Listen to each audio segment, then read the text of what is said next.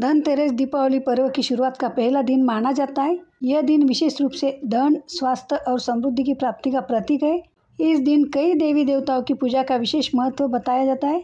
धनतेरस का संबंध भगवान धन्वंतरि से है, जिन्हें आयुर्वेद और चिकित्सा का देवता माना जाता है। मान्यता है कि समुद्र मंथन के समय धन्वंतरि अमृत कलश लेकर प्रकट हुए थे, इसीलिए धनतेरस पर उनकी पूजा करने से उत्तम स्वास्थ्य और दीर्घायु का आशीर्वाद मिलता है। इस दिन धन की देवी लक्ष्मी जी की आराधना विशेष फलदायी मानी जाती है। इस दिन नए बर्तन, सोना, चांदी या धातु की वस्तुएं खरीदकर लक्ष्मी पूजन करने से घर में धन, सुख और सौभाग्य की वृद्धि होती है।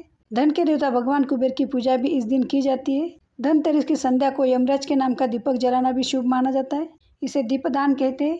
मान्यता है कि इस दिन यमराज के लिए दीप जलाने से अकाल मृत्यु का भय दूर होता है और घर परिवार स्वस्थ और सुरक्षित रहता है। धनतेरस पूजा शाम को ही की जाती है, जिसमें घर और कार्यालयों में नकारात्मकता दूर करने के लिए मिट्टी के दीपक को जलाने का खास महत्व बताया गया है। आज के दिन झाड़ू करना भी बेहद शुभ माना जाता है, क्योंकि दीपावली धनतेरस से प्रारंभ होती है और मुख्यतः साफ सफाई के लिए जानी जाती है। तो इतने खास और पावन दिन पर हम भगवान गणेश, माता लक्ष्मी, भगवान कुबेर और भगवान धन्वंतरि की पूजा विधि कैसे करें, ये मैं आपके साथ शेयर करने जा रही हूँ। तो वीडियो अत्यंत महत्वपूर्ण है, इसलिए अंत तक जरूर देखिएगा। आइए जान लेते हैं धनतेरस की पूजा विधि के बारे में। धनतेरस की पूजा संध्या के समय यानी प्रदोष काल में की जाती है, तो आप संध्या समय में पूजा की तैयारी शुरू करें। पूजा स्थल को अच्छी तरह से साफ कर लें। फिर बाद में रंगोली या आटे से आप स्वस्तिक बना लें।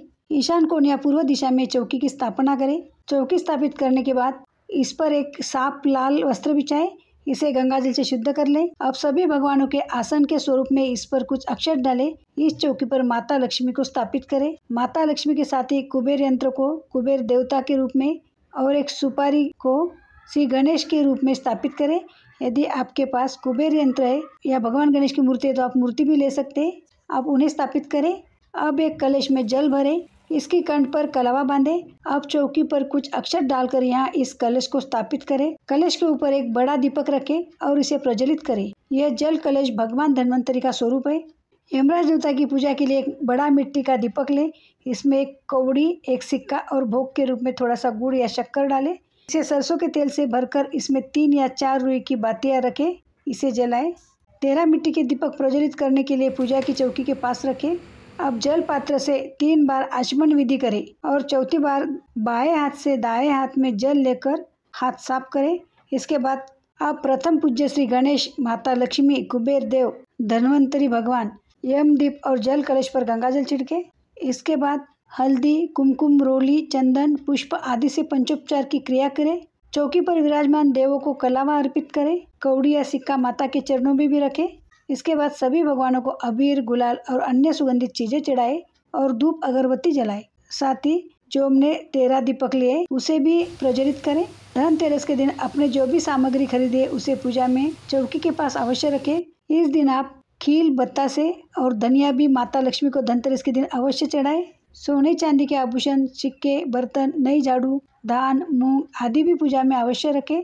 चांदी या अन्य किसी भी धातु की साफ कटोरी में खीर और फल मिष्टान्न का भोग लगाएं। पान के पत्ते के ऊपर लौंग, सुपारी, इलायची जरूर चढ़ाएं। पूजा में अपनी क्षमता के अनुसार दक्षिणा भी रखें। यदि आपकी पूजा में किसी तरह की कोई कमी रह गई तो दक्षिणा उसकी पूर्ति कर दिए।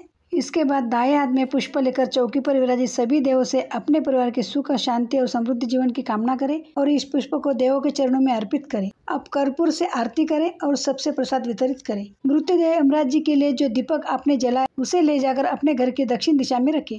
यह दीपक को जलाकर घर के भीतर नहीं रखा जाता है, इसलिए इसे घर के बाहर दहलीज पर भी रखा जा सकता है। अगले दिन कलश का जल तुलसी को अर्पित कर दें। तो इस प्रकार आप धनतेरस के दिन भगवान गणेश, माता लक्ष्मी, भगवान कुबेर और भगवान धन्वंतरि की पूजा करें। इस धनतेरस पर यह सरल पूजा विधि आपके धनतेरस के अनुष्ठान को सफल बनाएगी। साथ ही माता लक्ष्मी आपके घर में स्थिर रूप से निवास करेगी। तो ये थी आज की वीडियो की जानकारी। यदि आपको हमारे द्वारा दी गई जानकारियाँ अच्छी लगती हो तो वीडियो को लाइक कीजिए, चैनल को सब्सक्राइब कीजिए, ज़्यादा से ज़्यादा शेयर कीजिए। धन्यवाद। जय लक्ष्मी माता।